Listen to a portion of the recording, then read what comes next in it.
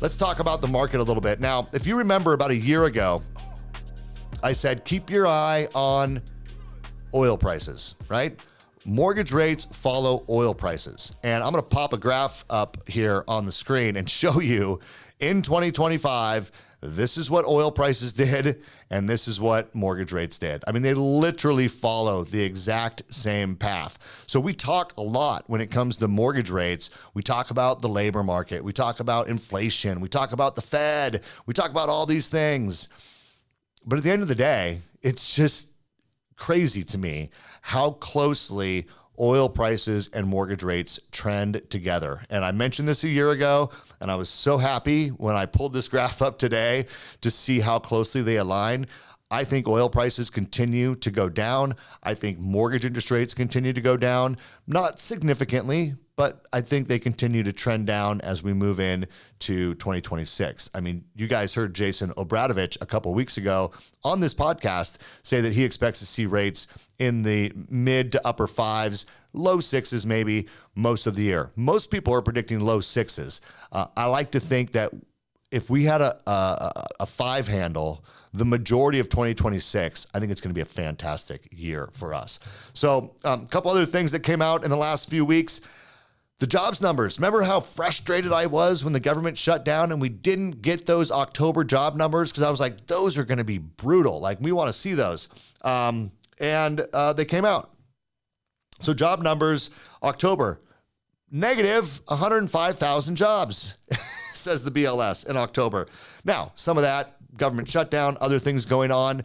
And I think a lot of those, I was listening to Barry Habib talk about this the other day, and he mentioned, which I thought was really smart, that there was a lot of Doge layoffs. Remember the Doge thing with Elon Musk?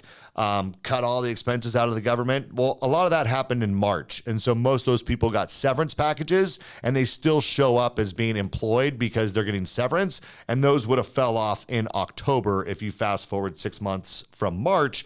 And so that might have led to that big number, but negative 105. We were looking for 45,000 jobs in November. November's number was a little bit above that at 64.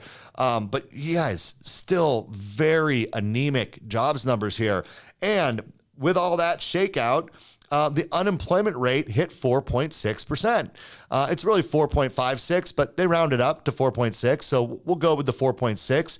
And where did we hear that number? Oh yeah, the Fed, Jerome Powell, said that was their target unemployment rate in 2026, and we're already there at 4.6. Matter of fact, if you remember, a year ago, they were predicting that the unemployment rate would hit 4.4 in 2025, and then they revised that to 4.6. So here we are. So you guys, my point here is there is continued weakness in the jobs market. And if you look at the jobs that we did gain, they were primarily in the healthcare sector, which is not really a driver of economic health, right?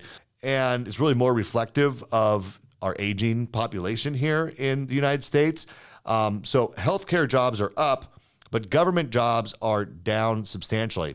Now, one other thing that was interesting, and you've heard me talk about the birth-death ratio, which is really the attempted measure of how many jobs are created from like small business. And you guys, in October, that number was plus 413,000. So the regular BLS jobs report was negative 105. The birth-death component of that was plus 413. So, and then what's crazy is in November, the birth-death was minus 5,000. So 413,000 and minus 5,000, like obviously this is going to get revised down. This is a huge contributor to all the revisions that we saw here all throughout 2025 in the jobs numbers. I mean, if that number would have been reported accurately, you probably would have seen 400,000 job losses, 500,000 job losses in October. So anyways, it's very interesting. This is something to keep a close eye on.